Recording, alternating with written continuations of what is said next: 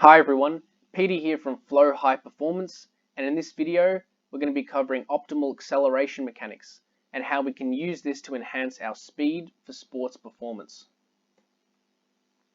So in this picture here we have a stick figure of a man running, and we know he's in an acceleration phase of running because of the forward lean of his body. So the first thing we want to look for optimal acceleration technique is a nice straight line from the ankle all the way up to the neck. And the reason we want to see this starting at the lower limb is because number one, we get a nice full extension at the hip and the knee. So if there's a straight line, we know they have a full extension.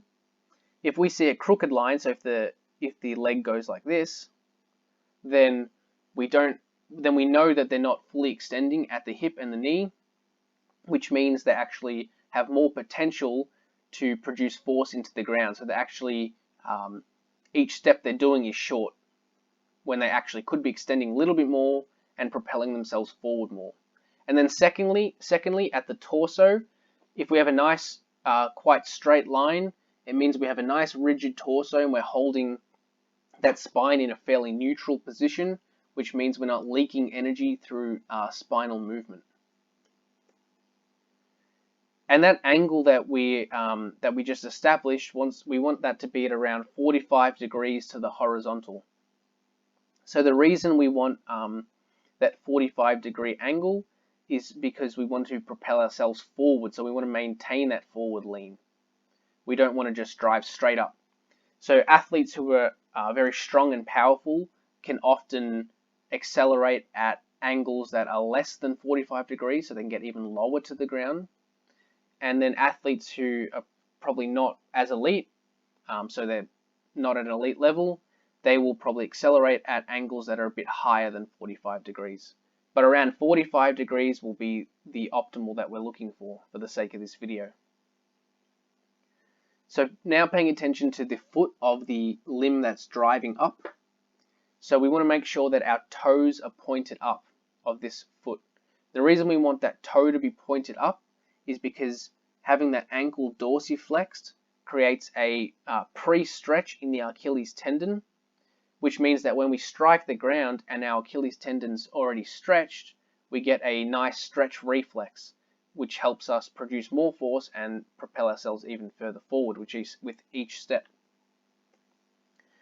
Staying on this leg here, we want to make sure that shin angle, so the angle of that of the lower leg of that leg that's driving up, is parallel to the shin of the opposite leg.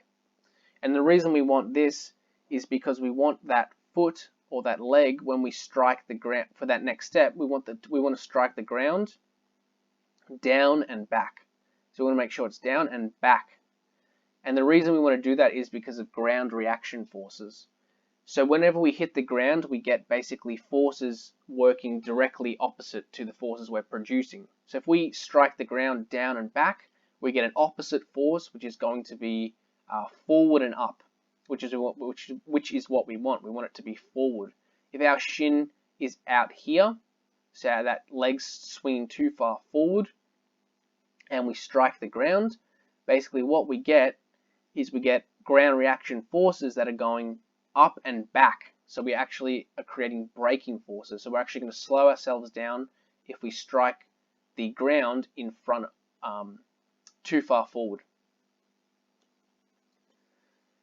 So staying on this limb that's driving up, so we want to make sure that knee drives up so that it's around 90 degrees to the torso. So that hip is around 90 degrees to the torso. And the reason we want to do this is because if we don't drive that knee high enough, then we basically limit our ability to produce force on that step. So if we get a nice big knee drive up, we get a nice big drive back down with the glutes and the quads. Also, just something to note, usually elite athletes during acceleration will probably actually drive their knee up beyond this point. So they'll actually have an angle here that's probably smaller than 90 degrees. But for the sake of this video, we're going to say that around 90 degrees is pretty much the optimal level, at least theoretically. The next thing we want to look for is the head position. So we want to make sure that head is staying sort of in that neutral position, and because we're leaning forward, the eyes are going to look down. So we want to make sure the head stays down and the eyes look down. And obviously you can't see the eyes on this diagram because it's just a black circle, but if we can imagine the eyes looking up and the head tilted back, what we get is number one, an extension at the neck, which means we're losing that nice neutral spine position. But also if our head's up and our eyes are therefore looking up, what's going to happen is generally our body will follow our head. So if our head's looking up, we're going to start rising faster than we should. So we're going to lose that nice forward lean that we're after. And the last thing to pay attention to with acceleration mechanics is the use of the arms. So we want to make sure we're driving with the shoulders, those arms back and forth, and we're getting the most out of our arm drive to help us propel ourselves forward. So we want to look here at the elbows to make sure they're nice and high for that back arm, and then nice and forward for the front arm. That's going to be our sort of cue to make sure we're using our arms properly.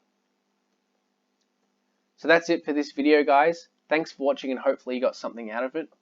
You can follow Flow High Performance on Facebook and on Instagram with the details here.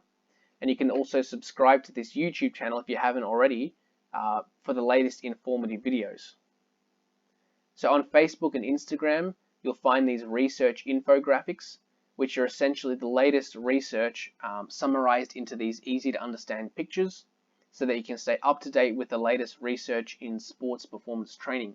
So basically every picture is one study, and it takes the most important findings from that study and puts it into these graphics that make it visually easy to understand, so that you don't have to actually go into the journal yourself and read each article.